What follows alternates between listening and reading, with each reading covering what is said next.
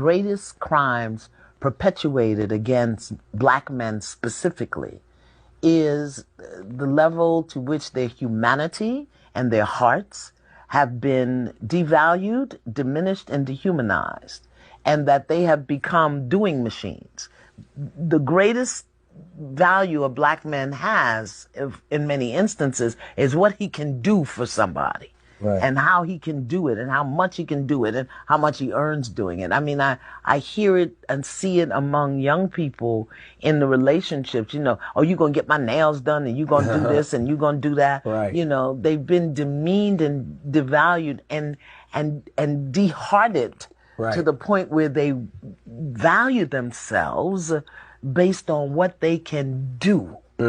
Fix it, get it, make it happen. This is something that's prevalent amongst all races, but the one thing that I've noticed is that the black community seems to be more materialistic than our counterparts. We're so concerned with making it out of our economic situation that everything else becomes secondary.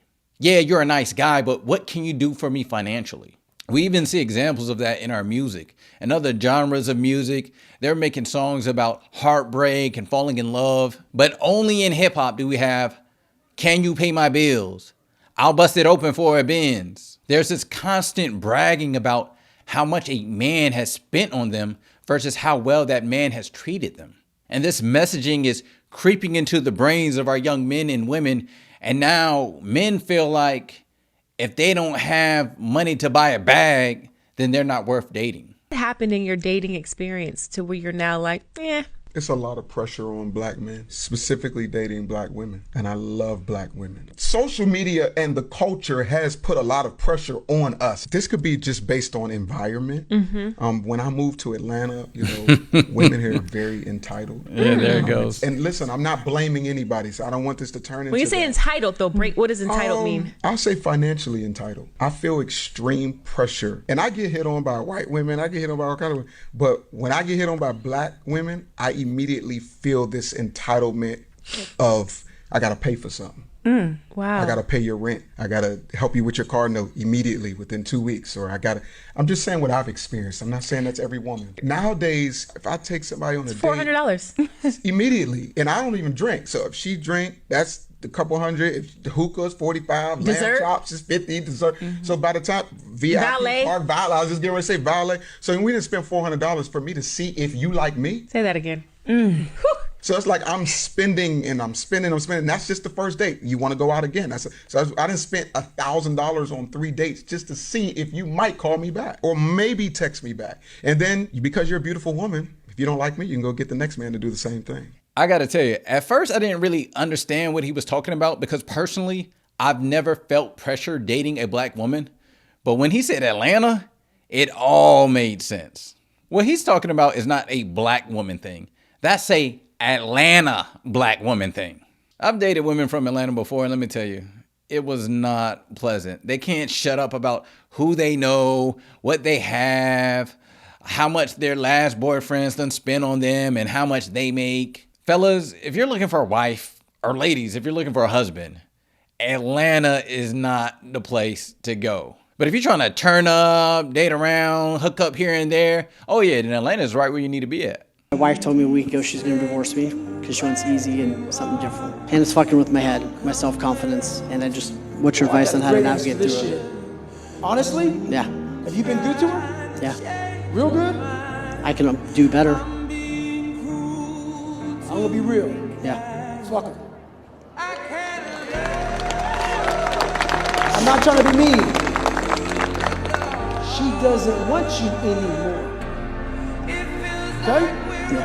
That's a hard reality. Yeah. I've had several motherfuckers not want me anymore. And it hurt, lost weight, gained weight, couldn't sleep, crazy. While that motherfucker's out there getting ass, chilling out, going to club, and I'm fucking miserable, wasting time while she's living. And your feelings are the one thing in life that will hurt you from moving forward. If she wants to divorce you, she's done with you, man.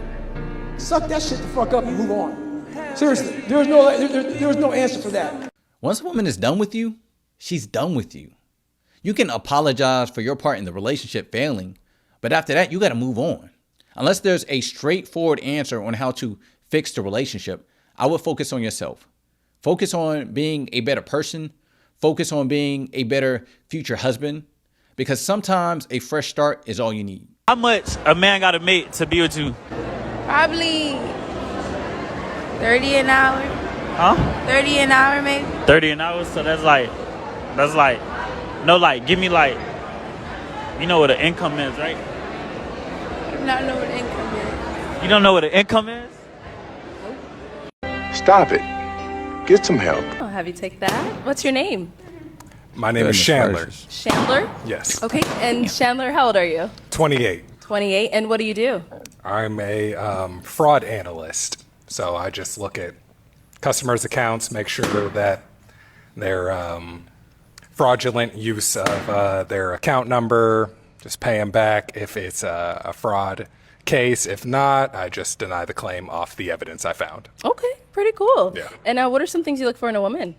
Yeah, just kind of like my other half, you know what I mean? Someone that compliments me, someone that's, you know, by my side, definitely loves me for just me, you know? Okay, that's Yeah. nice. Yeah. Now, what are some of your deal breakers?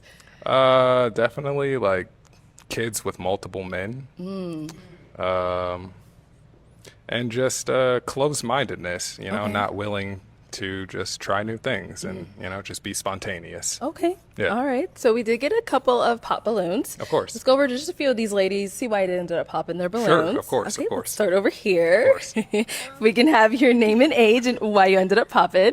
My name's Kayla. I'm 23. Hi. I just popped it just because I don't like your outfit. Sure. I like your face. I like your height. I like everything about you. Like, if you had something different on, I would definitely be like, pick me. So, But, yeah. my next question for you is what kind of outfit would you expect me to like wear? What would you? Not a flannel because it's hot as shit outside. Definitely, and then, definitely. other than that, maybe if you would have just took, anime. Not that either. 'Cause you Pokemon So that's or a deal I think breaker?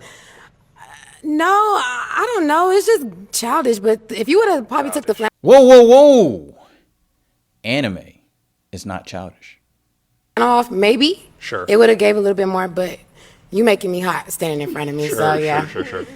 But that's it. No worries. And your name's Chandler. Yeah. It's so Like the city. interesting. Yeah. But yeah, that's it. No worries. Thank Better you. off it. I would have, yeah. Thank you. You're welcome. Now, is Kayla someone that's your type? Yeah, actually. Yeah, I like the braids.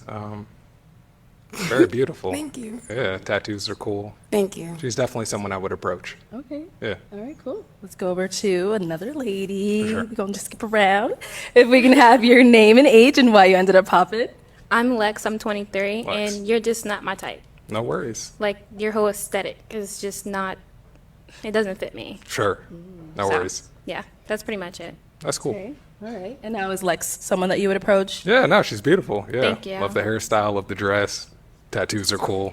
Yeah, everything's cool. Yeah, Thank she's you. cool. Yeah. Okay. Definitely. All right, cool. Thank you, Lex. And Take note, fellas. This is how you handle rejection. Now, let's be honest. This guy was never going to find his type on a show like this.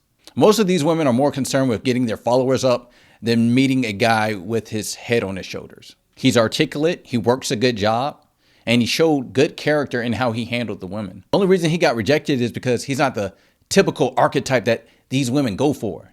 Now, if he walked in there with some chains on and some designer clothes and talked with a little bit of a twang, oh, now they're interested. But that's why I'm not a huge fan of the Pop the Balloon show. You see a lot of guys go viral for handling rejection wrong. So I thought it'd be good to highlight someone who actually handled it right this time. But rejection is God's protection because that man just dodged a barrage of bullets. All right, that's all I got for this video. Please let me know what points you agree with, what points you disagree with. Please leave your comments below and let me know what you thought. And if you want to see more videos like this, hit that subscribe button. And if you got anything out of this video, hit that like button. This is Agree to Disagree. I'm out.